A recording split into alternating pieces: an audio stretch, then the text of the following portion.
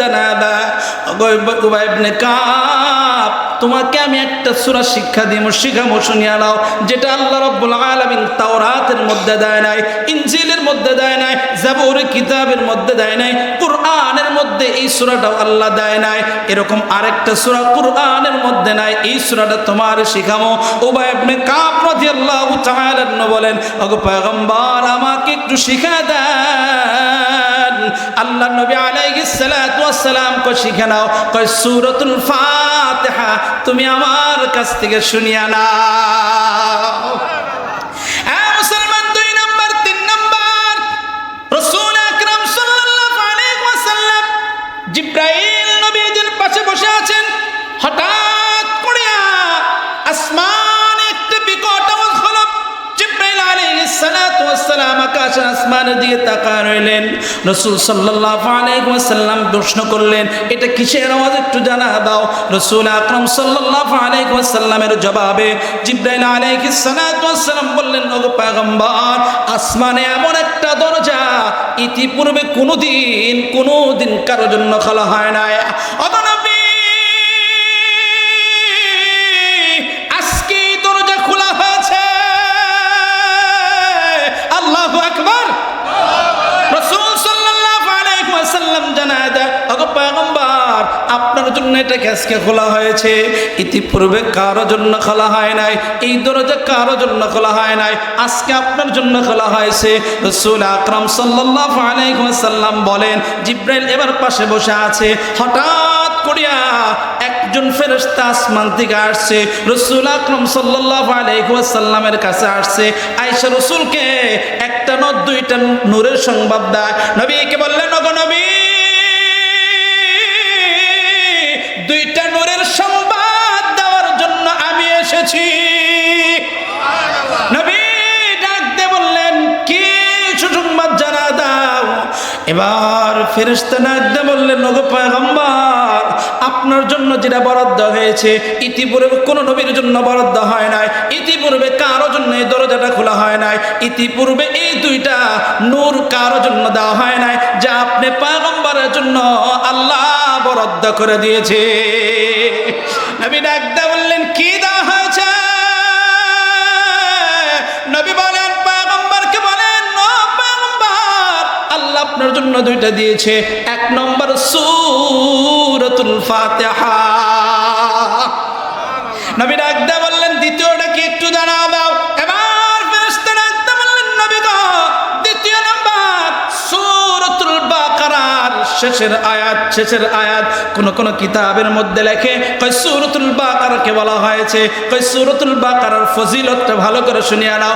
আমার কলিজার টুকরা মা বোনেরা, পর্দাশীল মা বোনেরা যারা আছে, দিনের কান লাগায় দেয় না, মুসলমান বুখারীর বর্ণনায় ভালো করে শুনিয়ে নেয়। রাসূল আকরাম সাল্লাল্লাহু আলাইহি ওয়াসাল্লাম বলেন, যে ব্যক্তি চার নামাজের পর সূরাতুল বাকারার শেষ 3 আয়াত তেলাওয়াত করবে, রাসূল সাল্লাল্লাহু আলাইহি ওয়াসাল্লাম বলেন ওই আয়াত তেলাওয়াত করে ঘুমা যাবে, সারা রাত ঘুমাবে, আল্লাহ রাব্বুল আলামিন তার আমলনামায় সারা রাত ইবাদত করার সওয়াব আল্লাহ দিয়ে দিবে। এটা হলো সূরাতুল ফাতিহার ফজিলত। আমি সামনে আসছি। রাসূল আকরাম সাল্লাল্লাহু আলাইহি ওয়াসাল্লাম তাফসীরে রুহুল বয়ান নামে একটা কিতাব আছে।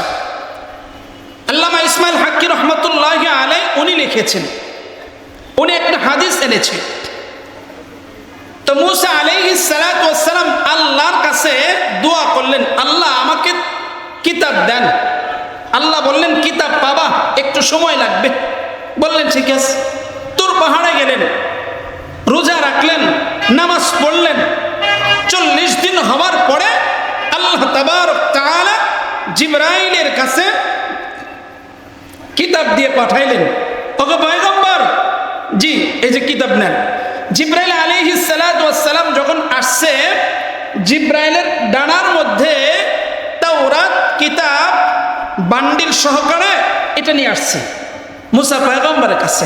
মুসা আলাইহিস সালাতু ওয়াস সালাম বলেন, ও জিবরাইল, কি আমার কিতাব দিছে? কয় এই যে আপনার কিতাব।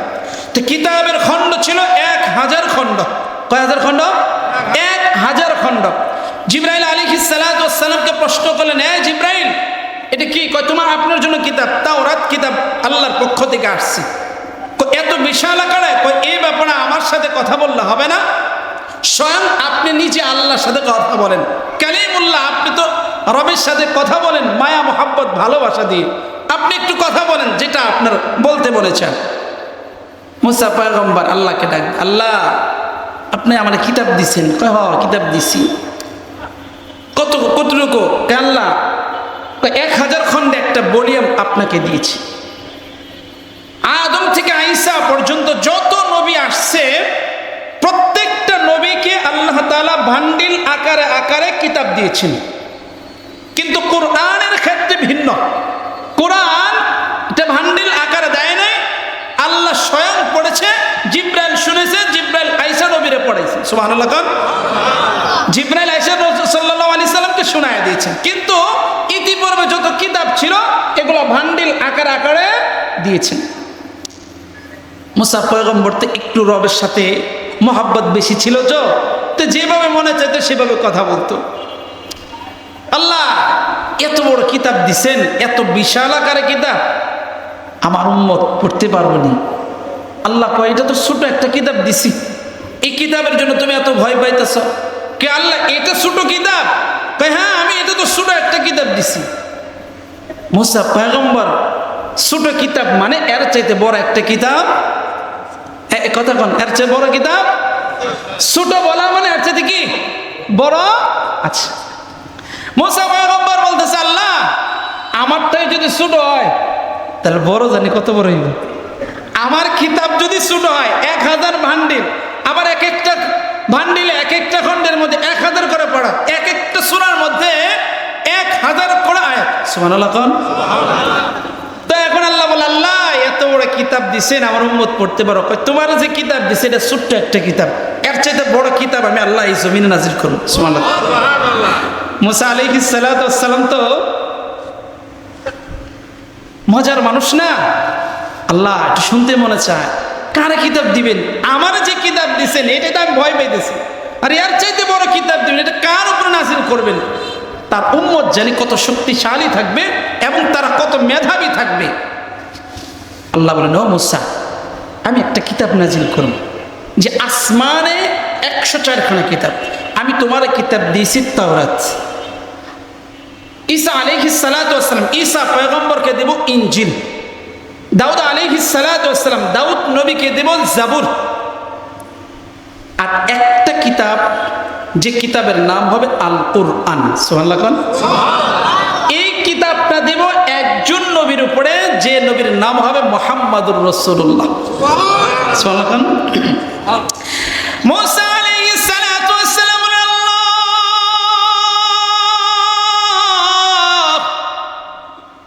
একটা কথা বুঝতে চাই, আপনি আমার এত বড় একটা কিতাব আল্লাহ আপনি দিয়েছেন গো আল্লাহ, কিতাব দেখে তো আমার ভয় লাগে। আল্লাহ আপনি আবার একটা কিতাবের চাইতে বড় একটা কিতাব নাযিল করবেন।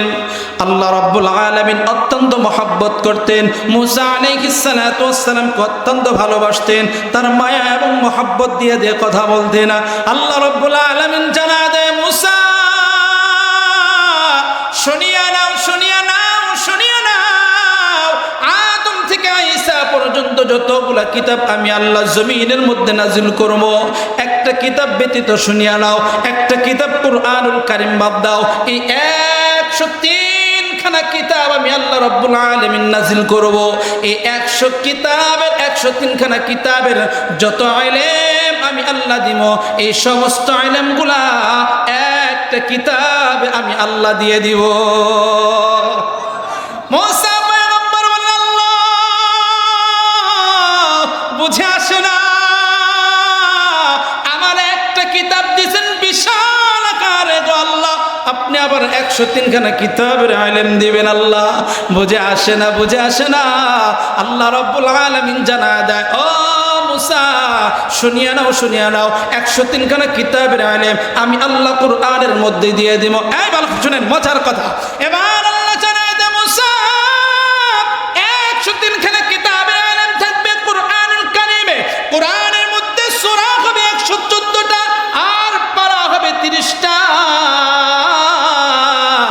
ওগো মুসা তুমি শুনিয়া নাও, এই 103 খানার কিতাবের ইলম কুরআনুল কারীমে থাকবে।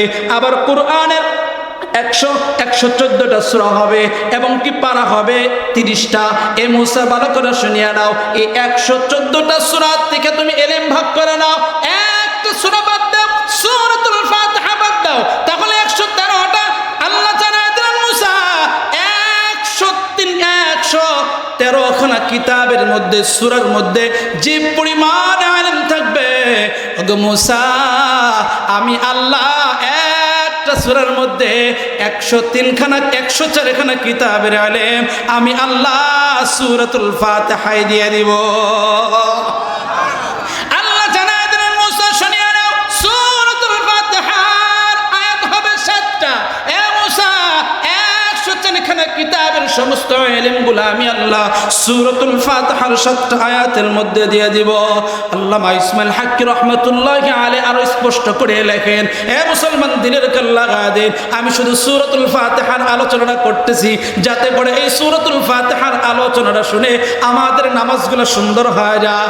এ মুসলমান এবার মুসা পয়গম্বরকে আল্লাহ জানায় দেয়, ওগো মুসা জানিয়ে নাও, শুনিয়ে নাও 104 খানা কিতাবের ইলম 113 খানা সমস্ত ইলমগুলা একটা সূরার মধ্যে থাকবে সূরাতুল ফাতিহা, এবং সূরাতুল ফাতিহা থেকে সমস্ত ইলমগুলা বিসমিল্লাহর 7টা হরফে আমি আল্লাহ দিয়ে দিব। এবার আল্লাহ জানেন, আরো শুনিয়ে নাও, আরো সংক্ষেপে আকারে কই নেই। এবার আল্লাহ জানেন মুসা বিসমিল্লাহর 7টা হরফ থেকে নিয়ে আমি আল্লাহ রাব্বুল আলামিন একটা হরফের মধ্যে দিয়ে দিব, আর ওই হরফটা দিয়ে আমি আল্লাহ প্রথম কোরআনের সর্বপ্রথম সবচেয়ে বড় একটা সূরা নাযিল করব, যে সূরাটার নাম হবে সূরাতুল বাকারা। আল্লাহু আকবার।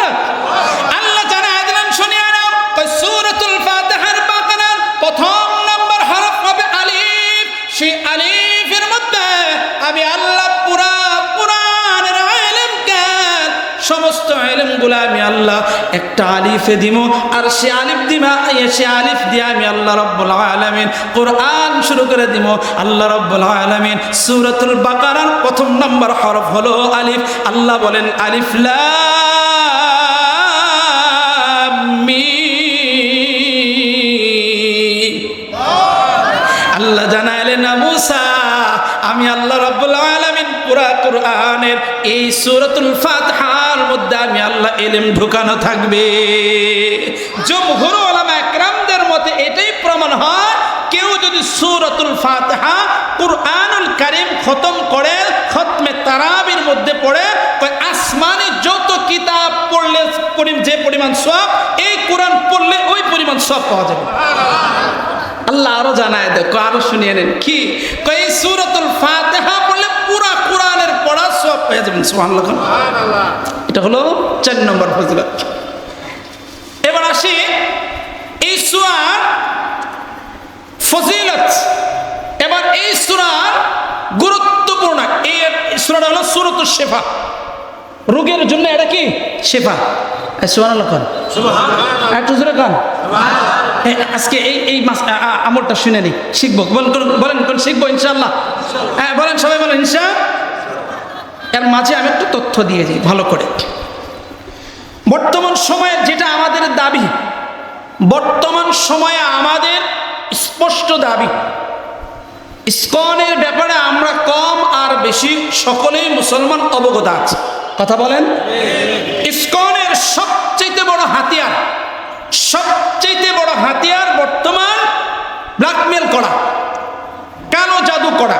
স্পষ্ট যেটা কালো জাদু করে মানুষকে বশ করে, এটার মধ্যে মানুষ ইসকনের যে সমস্ত লোকগুলো আছে এরা মুসলমানদেরকে এই কালো জাদু করে হাত করে। তো এজন্য আমাদের মুসলমান প্রত্যেকটা মা এবং বোন এবং সন্তানদেরকে এই সমস্ত কালো জাদু থেকে আমাদের হেফাজত করতে হবে। কোরআনের কিছু বরকতময় সূরাগুলো আছে, এই সূরাগুলো নিজে পড়ে নিজে শরীরে ফু দিব, এবং সন্তানদেরকে আমরা, ছোট মানুষ বুঝে না, তাদেরকে আমরা এই সূরাগুলো পড়ে তাদের উপরে দম দিব এবং কি ফু দিব, যাতে করে শরীরের মধ্যে কোনো জাদুবিদ্যা না করতে পারে, কালো জাদু না করতে পারে। আমাদের ওলামা একরামদের মধ্যে অনেক ওলামা একরাম আছে যাদেরকে হকের কথা বলে, বাতিলের বিরুদ্ধে লড়ে, বাতিলের বিরুদ্ধে কথা বলে, তাদেরকে একের পর এক এই কালো জাদু করে তাদেরকে আহত এবং মৃত্যুর শয্যা পর্যন্ত নিয়ে যায়। এই জন্য ভাই, আজকের থেকে আমরা আমার মা বোন কলিজার টুকরা যারা আছি, প্রতিদিন ঘুমের সময় যাওয়ার আগে 4 কুল পড়ে এই মাথার তালু থেকে নিয়ে পা তালু পর্যন্ত সন্তানের শরীরে আমরা ফু দিব, সূরাতুল ফাতিহা পড়ে ফু দিব এবং নিজের শরীরে দেব। ঘুম থেকে ওঠার পরে এই 4 কুল পড়ে এই মাথার থেকে নিয়ে এই পা পর্যন্ত আমরা শরীর বোলায় দিব, যাতে করে কোনো কালো জাদু বা কেউ যদি শরীরে আক্রমণ না করতে পারে। আবু সাঈদ খুদরি রাদিয়াল্লাহু তাআলা আনহু, বুখারী এবং মুসলিমের বর্ণনা। আবু সাঈদ খুদরি রাদিয়াল্লাহু তাআলা আনহু বলেন যে আমাদেরকে একটা দল রাসূল সাল্লাল্লাহু আলাইহি ওয়াসাল্লাম যুদ্ধে পাঠাইলেন। আমরা যুদ্ধের জন্য যাচ্ছিলাম, ঘটনাক্রমে একটা গ্রামে যায় পৌঁছলাম। গ্রামে রাত হয়ে গেছে, তো ওই গ্রামে যে মাতবর, ওনাকে আমরা বিনয়ের সাথে বললাম যে ভাই, আমরা মুসিবতে পড়ে গেছি, রাত হয়ে গেছে, আপনি আমাদেরকে একটু থাকার ব্যবস্থা করে দেন। তো এই কথা বললেন। তো ওই মাতবর ছিল একটু জালেম টাইপের। আমাদের অনেক জায়গায় এরকম আছে না, সহযোগিতা চাইলে কি করে তারায় দেয়, হ্যাঁ? তো এরকম করে ওই সাহাবা আজমাইন রাদিয়াল্লাহু তাআলা সবাইকে তাড়ায় দিলেন যে না না, সম্ভব না, থাকা যাবে না। তো আশ্চর্য হয়ে গেলেন, যেটা কেমন কথা। তো ওনারা আর কিছু বলে নাই। তো সেখান থেকে চলে আসছেন, চলে এসে বাড়ির তারা মরুভূমিতে গিয়ে একটা তাঁবু টানিয়ে ঘুমাচ্ছিলেন। ঘটনাক্রমে আল্লাহর ফায়সালা, ওই মাতবরকে সাপে দংশন করেছে। তো রাতারাতি এখন তাকে বাঁচাবে কিভাবে? সম্ভব নয়।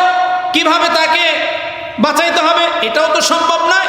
ঘটনাক্রমে তারা কবিরাজ খুঁজতেছিলেন যে কে সাপের বিষ নামাতে পারে।